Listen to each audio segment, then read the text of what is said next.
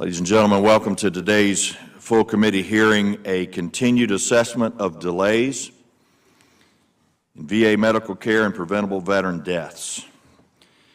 Today's hearing is the fulfillment of a promise I made in early January to follow up on delays in care at Veterans Affairs Medical Centers in Columbia, South Carolina, and Augusta, Georgia. That together resulted in 9 preventable veteran deaths.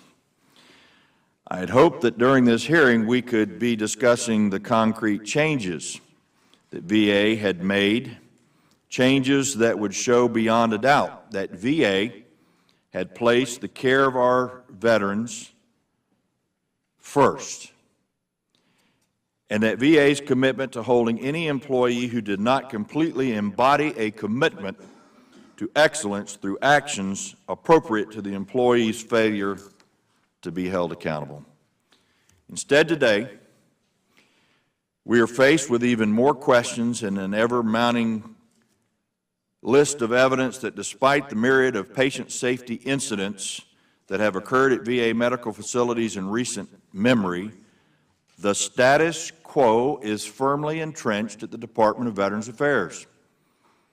On Monday, shortly before this public hearing, VA provided evidence that a total of 23 veterans have died due to delays in care at VA medical centers. Even with this latest disclosure as to where the deaths occurred, our committee still doesn't know when they may have happened, beyond the statement from VA that they most likely occurred between 2010 and 2012. These particular deaths resulted primarily from delays in gastrointestinal care. Information on other preventable deaths due to consult delays remains unavailable. Outside of the VA's consult review, this committee has reviewed at least 18 preventable deaths that occurred because of mismanagement, improper infection control practices, and a whole host of maladies that plague the VA healthcare system all across this great nation. Yet the department's stonewall has only grown higher and more non-responsive. There is no excuse for these incidents to have ever occurred.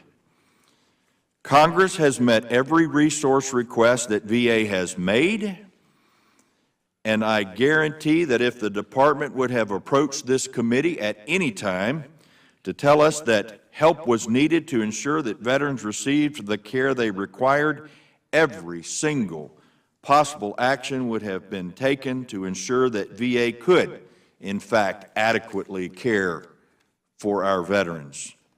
This is the third full committee hearing that I have held on patient safety. And I'm going to save our VA witnesses a little bit of time this morning by telling you what I don't want to hear.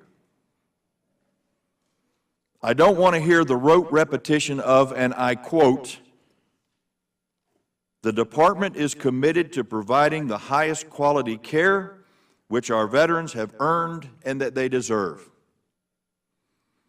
When incidents occur, we identify, mitigate, and prevent additional risks. Prompt reviews prevent similar events in the future and hold those persons accountable." End quote. Another thing I don't want to hear is again, and I quote from numerous VA statements, including a recent press release, "While any adverse incident for a veteran within our care is one too many," unquote, "preventable deaths represent a small fraction of the veterans who seek care from VA every year. What our veterans have truly earned and deserve is not more platitudes, and yes, one adverse incident is one too many." Look, we all recognize that no medical system is infallible, no matter how high the quality standards may be. But I think we also recognize that the VA healthcare system is unique because it has a unique, special obligation not only to its patients, the men and women who honorably serve our nation in uniform, but also to the hardworking taxpayers of the United States of America. When errors do occur, and they seem to be occurring with alarming frequency, what VA owes our veterans and our taxpayers in that order is a timely, transparent, accurate, and honest account about what mistakes happened, how those mistakes are being fixed, and what concrete actions are being taken to ensure accountability. It seems to me that my staff has been asking for further details on the deaths that occurred as a result of the delays in care at VA Medical Facility now for months. And only 2 days before this hearing did VA provide any information that we have been asking for. Even then, that information is far from complete in what VA's effort is to prevent future deaths. It concerns me even more than that at a briefing that VA provided on Monday and the testimony that's provided today, very few details about what, if any, specific actions have been taken to ensure accountability for 23 veterans who lost their lives and the many more who were harmed because they did not get the care they needed in a timely fashion.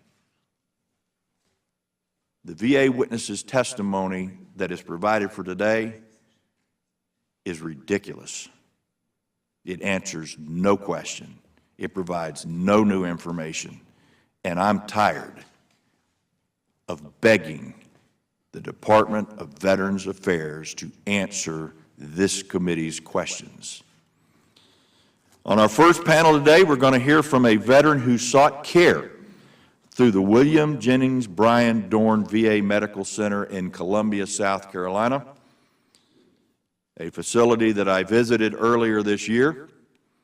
That veteran, Mr. Barry Coates, is going to tell us that, and I quote, "The gross negligence and crippling backlog epidemic of the VA system has not only handed me a death sentence, but ruined my quality of life." Mr. Coates waited for almost a year and would have waited even longer had he not personally, persistently insisted on receiving the colonoscopy that he and his doctors knew that they needed. That same colonoscopy revealed that Mr. Coates had stage 4 colon cancer that had metastasized to his lungs and to his liver. Maybe that's why VA does not want to define accountability in terms of employees who have been fired. The Department's going to testify this morning that instead we should focus our accountability efforts on correcting system deficiencies in order to prevent adverse events from occurring again. There's nothing wrong with fixing the system, but Mr. Coates deserves better than that. His adverse event already has happened, and for him there is no going back. With that, I yield to the ranking member, Ms. Brown, for her opening statement.